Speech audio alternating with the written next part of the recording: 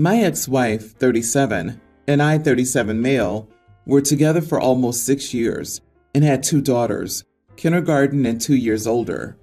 She filed for divorce because she wasn't happy with me anymore, and we have now been divorced for almost 2 years. It was very difficult for me, especially not being able to see my daughters all the time. Still, we were able to arrange a 50-50 split custody agreement. I also paid court-ordered child support since I earned significantly more than her. But looking back, I realized that divorce was the right decision, and the divorces motivated me to pursue my career more and focus on my physical health. It has definitely paid off. I'm in the most comfortable position financially that I've ever been in, and I have been in the best shape of my life. So I guess in a way, the divorce was a start for me to reach my full potential. My ex-wife and I have a good co-parenting relationship, but nothing more. I've been doing great.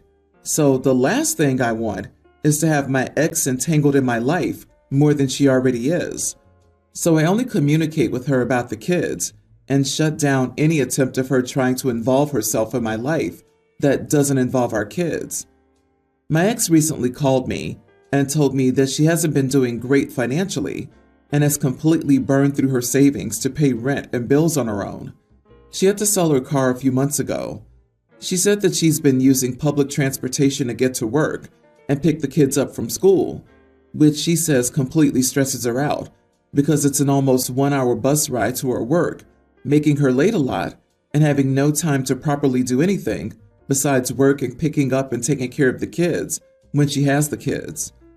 I currently own 2 cars, one that I use daily to go to work and run errands. I bought a more expensive car about a year ago, and I pretty much only use it when I go out on weekends or go on dates.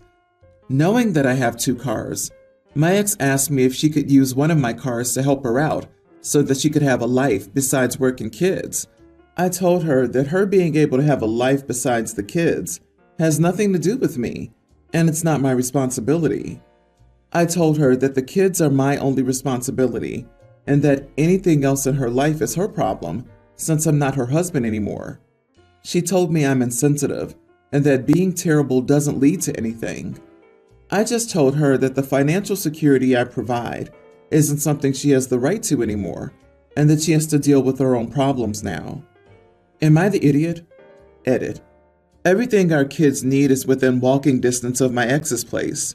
It's her job that requires her to take these hour-long bus rides. Not the idiot. She didn't say she needed the car to improve the kids' lives. She wants it so she can have a life besides work and kids. How does she plan to afford this? Any rebalancing of the finances should be handled formally in revising child support, not in lending her a car she could damage and destroy. You don't owe your ex use of your car. Your ex is responsible for her life and her choices. Your financial responsibility is to your children, not to your ex. Disagree. You are the idiot. Sometimes it's not about being an idiot or not, but the values you want to teach your children. It's not your legal responsibility to lend her a car or let her use a junker you buy and lend. And the overall context of your relationship with her is highly relevant. Is she a bad mom? Is she misspending child support? Will the kids miss out on events without a car? Will she take it as a green light to make more demands? But depending on your values and the values you want to instill in your children, helping their mother, whom they love, when you didn't really have to, would be an amazing life lesson and make you an even bigger hero in their eyes. That's what I'm thinking here. Her having a car or not directly influences their quality of life. My father still helps out my mom with logistical stuff a decade after the divorce, just like she'll host family parties and invite him. They still help each other out and are happily divorced. That's where I had hoped to be with my ex until he closed my credit cards when I lay in hospice. Highly illegal, of course. Many people don't realize the liability of letting someone use their vehicle, not to mention car accidents, lawsuits, tolls, moving violations, wear and tear, insurance, and maintenance. She's burned through her savings and sold her car. Something's going on here that he needs to get to the bottom of for his kid's sake, but buying her a car or lending his? Absolutely not. So my wife and I recently went on a trip together, paid for by her dad. He flew us to Hawaii with first-class seats. We had a great time. My wife is used to traveling. I'm less experienced with plane travel. This was the first time I flew first class. On our way back home, we sat near the back, by the border, between us and the undesirables. A mother and her baby were among the first to board, and the poor baby was not having a good time. I felt even worse for the mother, as I know she's probably equally distressed about the baby crying. While I felt sympathy, my wife was mad. She kept commenting about how our flight would be miserable at best. Her complaining went on for the longest time. She kept saying that the mother was irresponsible, and that if she didn't know how to calm her baby, she shouldn't be taking it on a plane. I tried to tell her to calm down as it wasn't that serious, but she didn't have it. Eventually, I got tired of that, so I offered to go speak to the mom for my wife. She said she'd be happy if I did. I went back between the boarding groups and told the mother that if she wanted, I would give her my first-class seat so she could kick her feet up, which may be more comfortable for her and the baby. She didn't want to initially, but I insisted, and her husband encouraged her to take it. So she took her baby up to first class, and I got a series of angry texts from my wife. So I felt like this was not a huge deal, as my wife brought noise-canceling headphones, and the other people in first class most likely do as well. And if they don't, they have normal headphones that can block out the baby noise. We're not living in the Stone Age. The baby cried for maybe a cumulative 30 minutes on an 8-hour flight, so barely at all. When my wife and I met up, she was livid. She told me that I ruined her flight and ruined the end of her trip for her. I told her that she was overreacting to something that was only mildly annoying. She's refused to drop this. Am I the idiot? LOL, what the heck? Yes, your wife should have toned it down. But who do you think you are to teach her a lesson? You're her husband, not her parent, who's meant to discipline and teach her morals. Why couldn't this have been solved with a simple conversation? What are you, 15? Everyone's the idiot here, but more so you, because your wife wasn't really doing anything to the woman and her baby. I would have been on your side if your wife went to say something to them or make them uncomfortable. You did entirely too much. I disagree. OP's not the idiot. You just made sure the two whining babies sat next to each other to minimize the disturbance. And I say this as a child-free person. I don't understand the obsessive hatred people have for crying babies on planes. You should go into a flight prepared, knowing that there will probably be babies, snoring people, smelly people, people who accidentally touch you, and other little annoyances.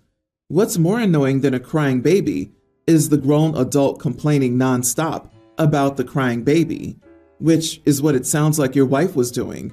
You can't control other people, only how you respond to them. Why isn't a woman allowed to complain to a husband about a crying baby? Why does that make her the idiot? She didn't confront the woman, make loud comments so the woman could hear, and she didn't make a scene. She had a whinge moan to her spouse. You are the idiot. Instead, you decided to punish your wife. You were on a free trip, paid for by her father, and you decided you needed to be a petty idiot. I wouldn't invite you on the next trip. I, a male teen, lost my dad 2 months ago. He had terminal cancer and passed away right when the doctors predicted. Surrounded by friends and family, but it still hurts. He raised me all on his own after my mom walked out of our lives. He was my rock, my best friend, and now he's gone. After he passed, I was taken in by my Aunt Shelby and my Uncle Alan. They have 2 daughters, my cousins Leah, teen, and Macy, tween. Ever since I moved in with them, they pretty much left me to my own devices. That is, until last Saturday evening. Then Alan came to talk to me and asked if I had anything nice to wear for tomorrow. I asked what he meant, and he told me that it was about time I started acting like part of their family and that I'd attend church with them the next day. In my head, I heard a record scratch. I'm not religious, and church makes me very uncomfortable. I've been before. I tried to talk my way around the issue, But eventually I just came out and said, I'd be happy to start spending more time with you guys, but I'm not religious, and I'm not comfortable going to church. Alan got quiet for a moment before awkwardly telling me that he'd have to talk to Shelby about it and leaving me in my room. The next morning came and went, and I slept right through them getting up and leaving for church. I was up by the time they came back, and Shelby told me how disappointed she was in me for not accepting them as my new family. I didn't know what to say, so I went to my room without saying anything. So apparently my cousins have this after-school church thing they do on Wednesdays, and this morning Leah asked Shelby if she could skip it because I got to skip church. Shelby said no, and they got into a big fight, and now everyone's mad at me for causing this whole thing. I don't want to be a burden or cause any trouble, and I'm grateful for them taking me in. Am I the idiot for not just sucking it up and going to church? Not the idiot at all. Religion isn't a bad thing, but neither is not believing in it. You, just like them, are entitled to your beliefs, and it doesn't make you any less of a family member not to partake. Stand your ground. You aren't doing anything wrong. I hope you're doing all right, friend. I don't like the "we're your new family" comments. They've always been your aunt and uncle. Just because they took you in doesn't mean they automatically become the new mom and dad. They cannot and should not be forcing their religion on you. Stand your ground. You're not causing the rift. They are. Ask them if religious freedom only applies to adults in your country. Honestly, they'd probably say yes with a straight face. OP, at your age, they kind of know that they can't force it on you, which is why he went quiet and they tried to guilt you instead of grounding you. Apparently, their other child doesn't want to go to church either, but didn't realize that was an option not to. Sometimes seeing someone else do it gives you the courage to stand up for yourself. You didn't do this intentionally. It's just a natural progression. Anyway, the parents are just going to alienate everyone if they keep pushing this issue. It isn't your fault. This same fight would have happened anyway after the kid moved out and the parents found out they stopped going to church. I, 34 female, have a young teen stepdaughter. I first met her when she was a couple of years younger. We got along very well from the moment that we met, and I love her just as much as I love my own daughter, toddler. Even though her school provides lunch, the food is terrible, so I pack her lunch every day. It also helps us bond, as she sometimes helps me cook for her lunch, and we like to make and try new foods. She spends 1 week with my husband, 41, and me, and 1 week with her mom, 40. And recently, she's been complaining that her mom forces her to eat the school's lunch. I tried talking to her mom, told her how much she hates the school lunch, and suggested she should do what we do. She suddenly got mad and started to angrily tell me that I have no idea how hard it is to be a single mom of 3 kids, and that unlike me, who's a gold digger who doesn't even work, she doesn't have extra time to spend on making lunch. I got mad and told her that even though I have a toddler, I managed to be a good mom to my stepdaughter, so she needs to stop making excuses for being a crappy mom. She called me an idiot and many other names and ended the call. Edit. I wasn't the affair partner. They had been divorced for a year when I met my husband. I never say anything bad about her to my stepdaughter. Her other 2 sons aren't my husband's. They're older and more independent. It's not my fault. She's decided to be a crappy mom and drive her child away. She can't even spend an hour a day or even an hour a week with my stepdaughter. Of course my stepdaughter doesn't feel loved by her. Of course she'd rather be somewhere where everyone loves her and spends time with her. Nobody's asking her to pack lunch every day, but is it so hard to do it once a month just to make her child happy? This poor woman that everyone is defending allows her kids to bully my child. Yes, my child, because I love her and she calls me mom. However, I don't think my bringing food for her will solve anything because all she wants to do is spend time with her mom as she does with me. This woman hardly ever spends any time with her. She even missed all of her basketball games, while she's never missed a single one of her son's games. She always finds time to spend with her sons, but never with her daughter. and my child deserves better than this. You are the idiot. She has 3 kids. You have 2. She's a single mom, and you're a stay-at-home mom. Yes, there are a few differences between you, and she shouldn't have started yelling, but telling her kid to eat what the school offers doesn't make her a crappy mom. OP, I don't even have kids, and I think you sound ridiculous. The kid is old enough to make her own lunch, and it would be best for everyone if she learned how now. She's only a few years away from being an adult, and it would be good for her to have some life skills. A good parent teaches their kid how to deal with things in the real world. They don't just do everything for them. It takes a heck of a lot of gall to tell a child's actual mom, who's fully involved in her life, that you're a better mom to her child than she is. This is not how you respectfully co-parent. OP, instead, you escalated a situation that didn't require your intervention in the first place. And likely, your stepdaughter will be the one who suffers when the adults in her life act like unruly children. Do better for the sake of your stepdaughter. People, you are crazy. She is not a single mom. She is single and also a mother. A single mom is someone whose child's father is not in the picture. This child's father clearly is. Saying she has 3 children, so it's harder. OP has already claimed that they're older than the girl, meaning teenagers, so they're at school all day and presumably have friends and after-school activities.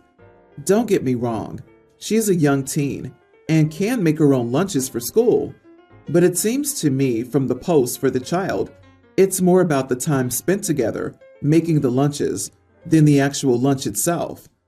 This thread is just full of bitter so-called single mothers who hate seeing a step-parent do better than them. My 26 male sister, 23, has 4 kids in her care, 2 male kindergartners, a tween female, and a male toddler. All of them are her foster children. She got a job promotion recently and now has longer work hours, so after they leave preschool and elementary school, I've been picking them up. I get along with them fine, but I don't like kids in general. My family always asks me to look after the kids when they can't, because I get to pick my own work hours. About a week ago, my sister wanted me to take her children to school because she had to work early, and I refused. I didn't have much of a reason to, but I wanted to relax and not have to be around them. She got very upset and started crying because I wouldn't do her job as a guardian. I told her that she chose to foster those kids, and she knew what she was getting into. My parents are also upset about my choice to stop valeting her kids around and have called me selfish. She said she's paying me by letting me live in her house, but I help with rent, so it doesn't count. Am I the idiot? Wait, so you mentioned you live in her home. How much in rent are you paying? It obviously does count to her for some reason. Why? Do you pay for the gas, electric, cable, grocery, etc.? Or just chip in on a rent to her? And the bigger question is, why are you living with her? And for how long? Did she have any of those or previous foster kids before you moved in? And what rules or expectations did she have for you? It's not that important. I live with her because I don't make much money, and she offered. It's a very short time anyways. I pay what I can. She should help me out because she has enough money to. I'm paying for my necessities, and I help her with rent. My sister makes a ridiculous amount of money for her age.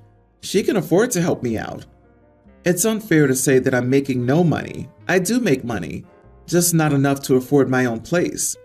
Do you have something against people needing extra help with living situations? So, OP is 26 years old and mooching off of his younger sister, paying rent when he can, which likely means nada. Can't help with the kids because he doesn't feel like it.